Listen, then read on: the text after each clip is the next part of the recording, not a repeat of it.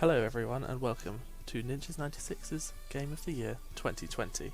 I am Ninjas96 and this time last year was my last video. I was with Dan and Charlotte that time because of COVID. Obviously it's just me this time, also because they don't like me. But this year has been a really big year, not in gaming. I've played 12 games this year, so we're going to do a top 10 with a bit of cheating and keep it snappy. So yeah, welcome to 2020. I know I said I'd keep it snappy, but there's a couple of things I wanted to mention. This year we have had coronavirus. I've also finished and graduated from my degree and had a child, so that's why there aren't many games on my list, because even though some really good games came out, like Animal Crossing and Xenoblade Chronicles Definitive Edition, I haven't been able to play them. So, there are some cheats on this list. For a start, I think only 2 of them came out this year. A few. Not many of them came out this year, and there are a couple that I've bundled together. You'll see why when we get to them. Now, we're going to start with number 10. So, number 10 on my list is one that I've not played very much of. It's called Railway Empire. It's about £20 on the Switch, and it's a kind of top-down real-time strategy game about building railways. And the text is really small. I have to play in handheld these days, and the text is just too small for me to read. So it's a bit uncomfortable to play. The controls are a bit and it's very confusing when you first start. But I am very confident that the more time I put into it, the more I'll understand it, and it will fit into place. It gives me very, very strong City Skylines vibes, which is a game I adore. Not enough to play it on PC properly, just on the Switch. But I only got it in November, and I haven't had too much time to put into it. So that's why it's only number 10. I think it's a very strong candidate, but didn't get enough time for me to really consider it for a higher place on the list.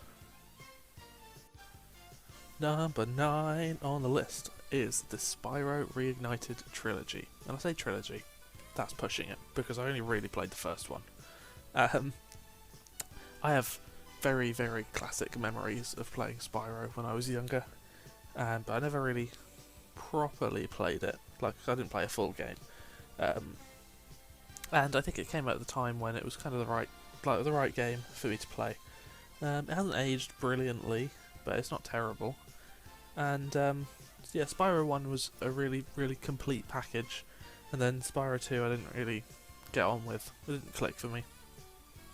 So I never actually got on to play Spyro 3, hence it only being number 9. However, the graphics, it's actually a really good looking game, and the concept of it is strong.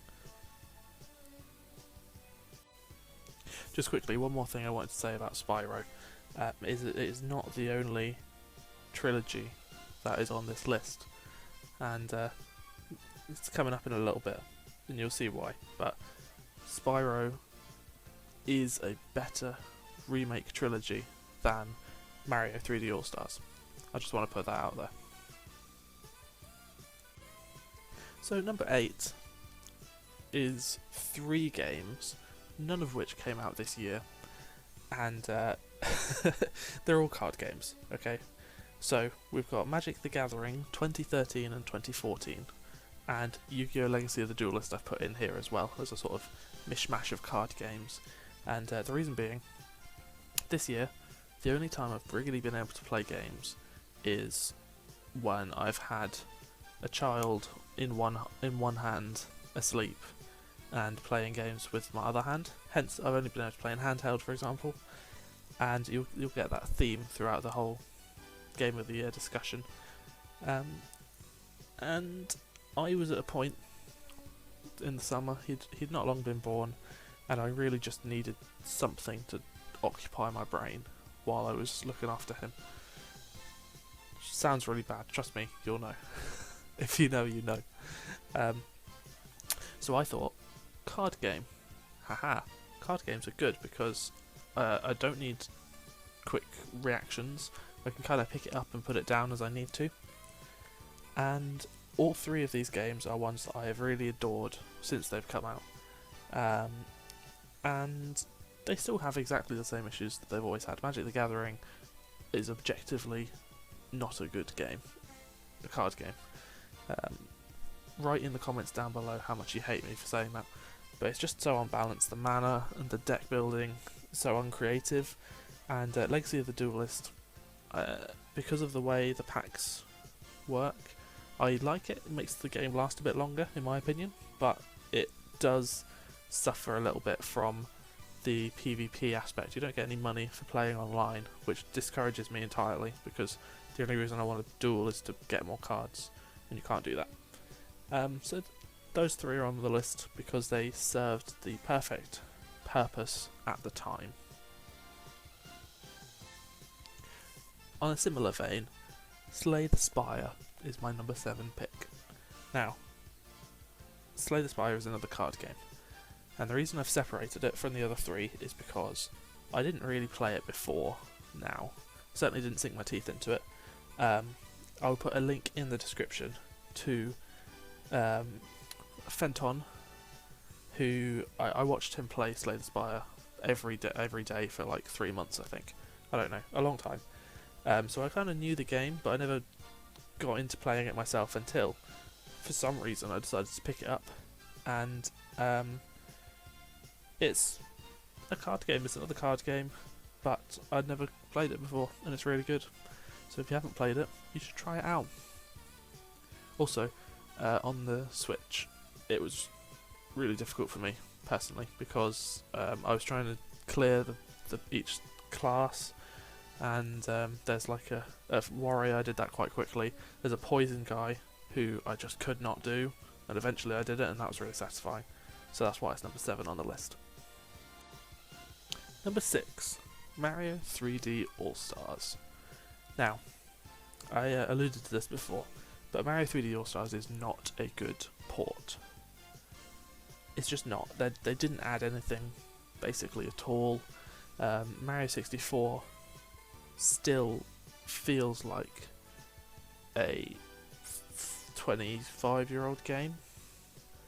Probably less than that, probably 20. No, Sunshine is 2002, so wow. I feel old.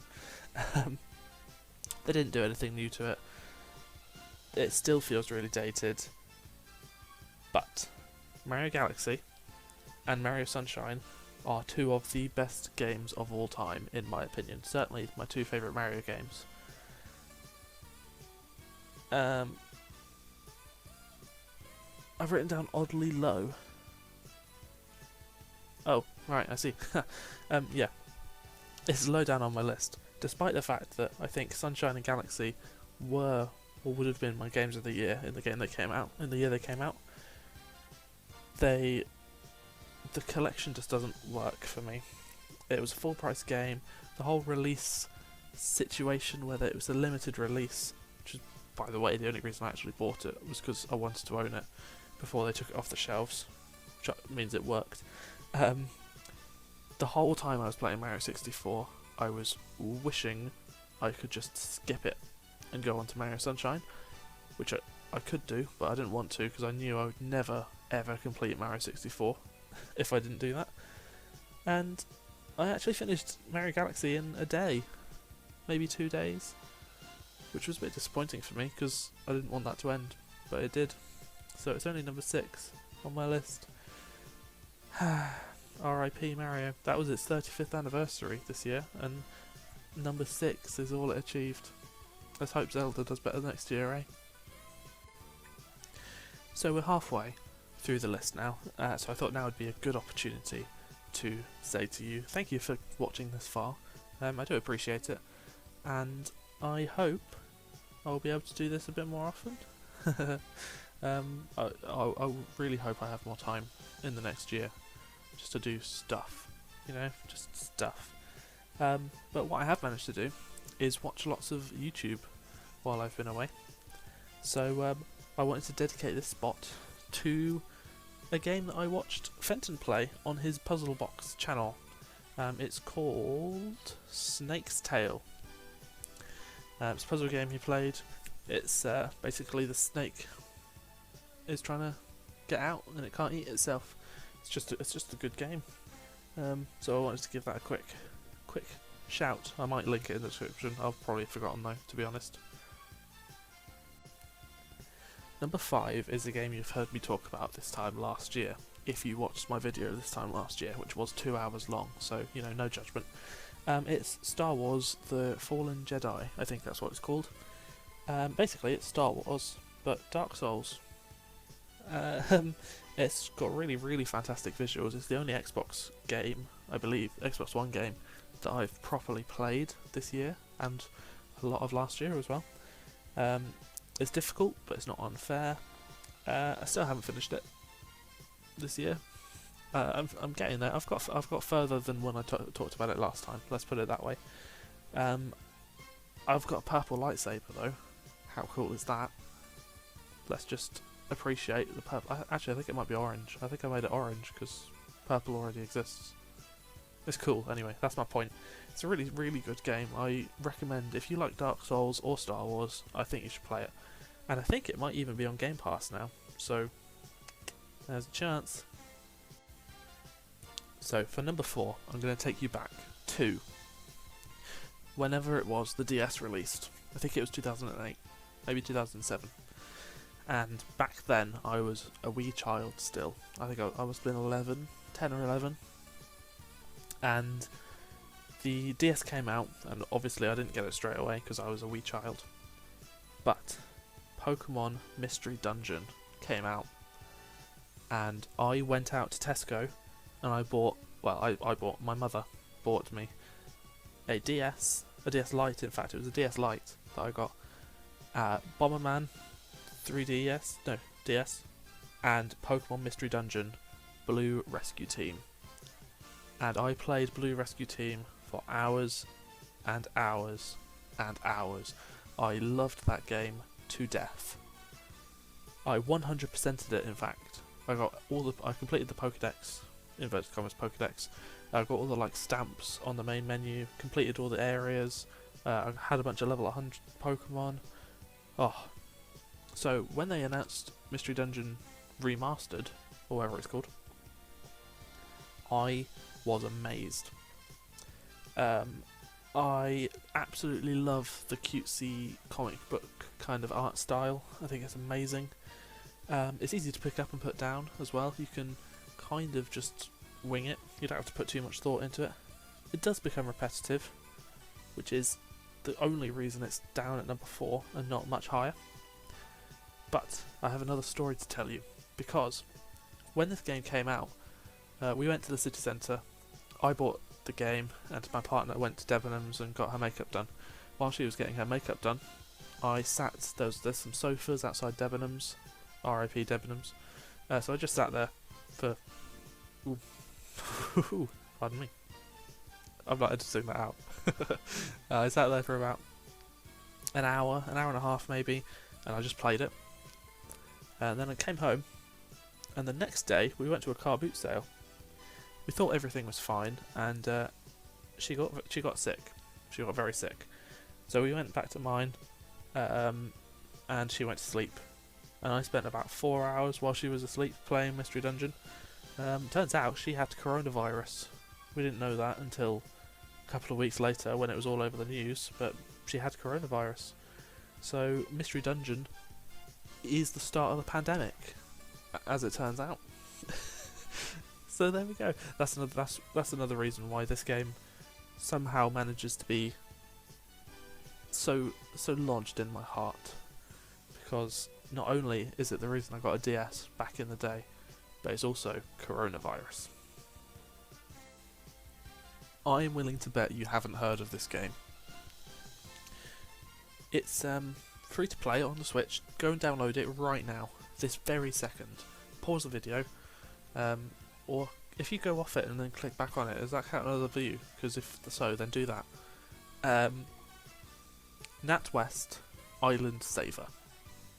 Now this game is the best. It's the third best. So there's a game called Slime Rancher. I can't remember who makes it, but basically it's very similar to that, mixed with Viva Pinata. Viva Pinata is like you have a garden and you have to grow plants and stuff, and the more you grow, the more you attract wildlife. Very similar, those two things mixed together. The premise is you land on an island and you have to clean it up. You hoover up plastic bottles and cans and waste.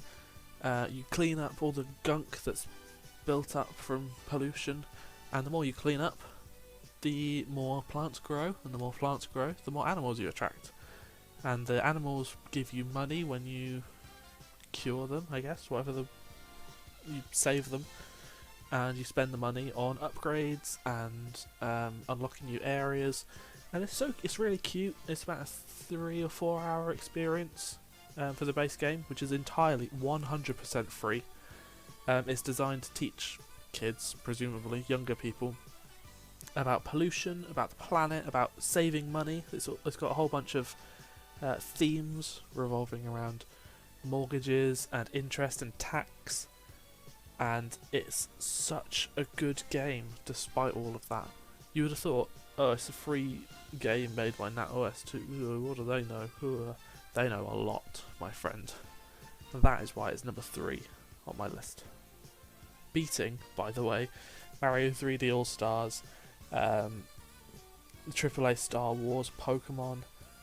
It's that good. In fact, I've got written down here Untitled Goose Game, Hidden Gem, because it didn't overstay its welcome, is what I would say. It's a short game, but that doesn't make it less valuable than Mario 64 that drags on and on and on and on and on. So that is why it's number 3 on my list. What a game. Oh, and they're puns. The animals are puns as well. Number 2 on my list isn't actually a game. It is the Pokemon Isle of Armor and Crown Tundra DLCs. Now, I know there's a lot of about Pokemon. I'm tempted to re-record that, but I think I'm going to leave it. Sword and Shield was not a perfect game. It was rushed, and there were lots of aspects of it that just didn't click properly, like I think they were planning to. The DLCs, for the most part, fixed that. So there was the Isle of Armor first, which came out in April-ish, which is better than Sword and Shield, the base game, but it still has a lot of the same problems. The max raid dens are still a little bit flawed. There's not actually that much point in them, and the Urshifu didn't add that much new stuff, to be honest. But the new wild area, that is what the wild area should have been in the first place. So then along comes the Crown Tundra, which has Dynamax Adventures. I have spent so much time doing those, it's not even funny. I wish you could use your own Pokemon in the Dynamax Adventures, because I keep thinking, oh yeah, I need to level up my guys, and I think, no, they're already high enough level. I don't need to train any new ones because I can't use them for most of what I do. But there's a high shiny chance, and you can shiny hunt legendaries, which is all my days, yes. However, I do wish it was better integrated into the main game, and once you've done the story of the Crown Tundra, which is pretty good to be fair, better than the story of Sword and Shield in terms of gameplay, but once you've done it, there isn't any reason to explore the Crown Tundra, the Isle of Armor, or any of Galar, basically. So it's really good as DLC, but it's not the complete game. There's still something missing. For a start, I think there's like 200 Pokemon that's still not in the game. So what I'd like to see in 2021 is one more DLC that's just like, there you go, there's the rest of the game for you. Not that it will happen, but that's my hope anyway. Number 2, the Pokemon Crown Tundra. Also, they did DLC, which was quite nice.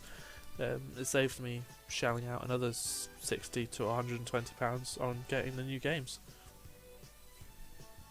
Yeah, so that's number 2. Number 2. Oh, we're already at number 2. Woohoo! Also, I really like the new Pokemon designs in Crown Tundra. I like the fact that they weren't all spoiled at the trailers. Most of them were, but and Reggie Draco is a beast. I love it. Before we get to number 1, I would just like to make one more shout out, some honourable mentions. The Forager, which is a game that I played at the very end of last year. I don't remember if it made the top list of 2019. I believe that I played it in between recording that and the end of the year, so I haven't actually played it. I didn't start it this year, but they released an update, a big update for it, which had loads of new stuff, so I played it through again. It was good, wasn't Game of the Year good. And Final Fantasy X, I've just started playing. I'm really enjoying it so far. It's got too many cutscenes that are unskippable, but I'm enjoying the thick, deep gameplay of Final Fantasy. I've not played a Final Fantasy game in forever, so and I picked 10 because that's the one I remember most. So nostalgia factor. So those are my honourable mentions. My number 1 game of the year. My number 1 game of 2020. Any ideas? It's Pikmin 3. It's going to be Pikmin 3, wasn't it? Obviously, it's the best game of all time. Pikmin 3. It's the best series of all time. It's got everything. More seriously, they improved the graphics very slightly, but even just playing it in HD on the big screen again, so good. Playing it in handheld as well was super satisfying. It added a lot. It improved a lot about the game previously. Stuff like the charging mechanic. What else? Pikmin automatically kind of do their stuff. If you call them while they're doing something, then they pause and like, are you sure you meant me? Because I'm busy at the moment. It gives you a chance you don't keep accidentally calling your guys all back. All of the challenge modes were really fun, which I didn't even touch in the Wii U version because I didn't think I would. I played a couple of them and I didn't quite get them, and so because I didn't get them, I thought, what's the point? Now I get them. So they're all amazing. And there's new story content. There's the Olimar bit, the prequel bit, where you learn how he crashed and what he was doing, and then the sequel bit, where you come back and make loads of money. It's a complete Pikmin package. It's the definitive Pikmin game. Now, a lot of people say, oh, it's not got the Wii remote, how can you play Pikmin? Who cares? Shut up. These people can go and get eaten by a Bulborb. Pikmin 3 is the best game of all time, and it's got made better, so there we go. That's my game of the year 2020. Like I said, a lot of them didn't come out this year. There's 4 remakes, 4 card games, 1 game that I barely played, a free game made by NatWest, and some DLC. So that's 2020 for you, eh? So now you know my game of the year 2020. I just wanted to tell you I didn't play Animal Crossing. I really hated Animal Crossing on the 3DS. So I decided not to buy it this time. I'm boycotting Animal Crossing. I wish I'd played Xenoblade Chronicles 1, like I said before, because of how much I love Xenoblade Chronicles 2 and Torna the Golden Country. But sadly, it doesn't fit with how I'm able to play games at the moment. And what other games came out this year? I don't think there's many. Oh, Age of Calamity came out quite recently. I was kind of interested, but at the end of the day, the Breath of the Wild universe doesn't interest me as much as Zelda as a whole does. So when the first Hyrule Warriors came out on the Switch, I was excited by that because it had everyone that I know, whereas the characters from that one specific game don't interest me all that much. And obviously the theme of the year is coronavirus. There's so much has changed this year.